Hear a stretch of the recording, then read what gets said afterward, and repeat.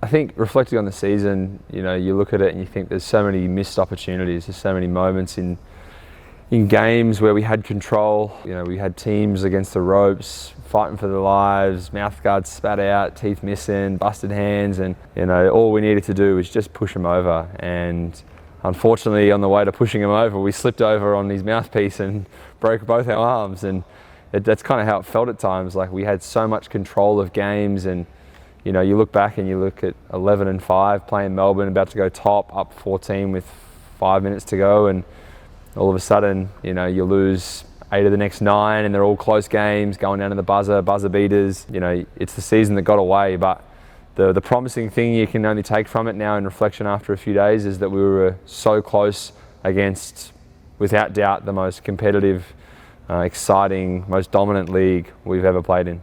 My season was okay. I mean, I'm never going to be happy with how I really go until we win a championship. That's the ultimate goal. It's just about the team and playing here and enjoying this, the foundation we've built over the first 3 seasons, and we've had a successful run so far, I believe.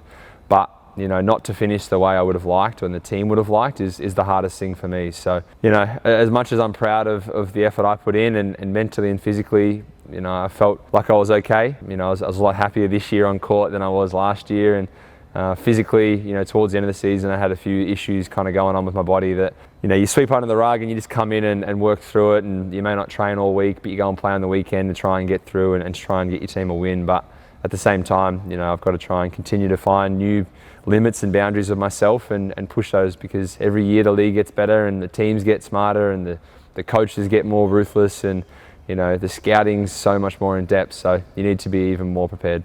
To get back into the community this year was massive. To be out with schools and to do your pop-ups and to go to events and to different sponsors and clients and just different community areas. Like, it was just nice and refreshing to be outside, breathe some fresh air again, and kind of give a bit of life back into the community. Southeast Melbourne is the heartland of basketball, and a place that we thrive upon. We like being out in this way. We appreciate not being the city slickers. We want to be the hard-nosed guys that may not have everything, or it mightn't be as big and shiny as the next person's toy, but this is a pretty bloody good place to be. So to go out and to share that love back to the community is always a big key for us, and a big focus on players to go out and have a good time, because most of us, it's where we're from, so it resembles home for us as well. Joe Chi was a good man for us this year. I didn't realise writing his name on a whiteboard, taking a photo and posting it was going to be something that kind of blew into what it was, coming out of, from him coming from China straight away and me being over here already. But I was like, Joe's not here yet, like, we'll make sure that he feels the love too. And then all of a sudden that kind of struck which is a very great friendship. Just a lot of laughs and a lot of good memories this year. He's become a brother to me, and it's someone who, not if we never see each other again on a basketball court, we'll definitely see each other, thousands of times over through life. Yeah, I'm excited to keep growing that friendship with the big fella.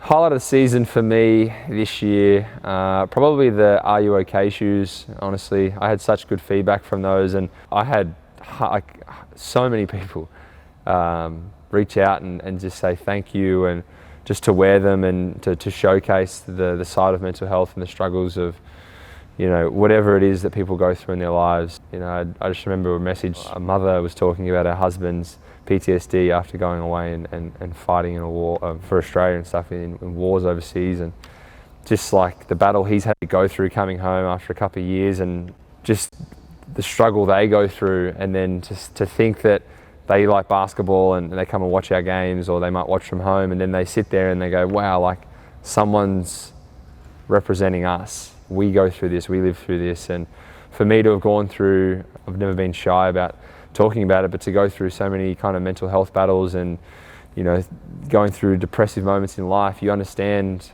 how good life can be and how much you need to appreciate it. So when you get to affect other people like that by simply wearing a bright yellow pair of shoes, it's pretty special. So, that was a big highlight for me, and I can't thank Colin Sapper from our team enough.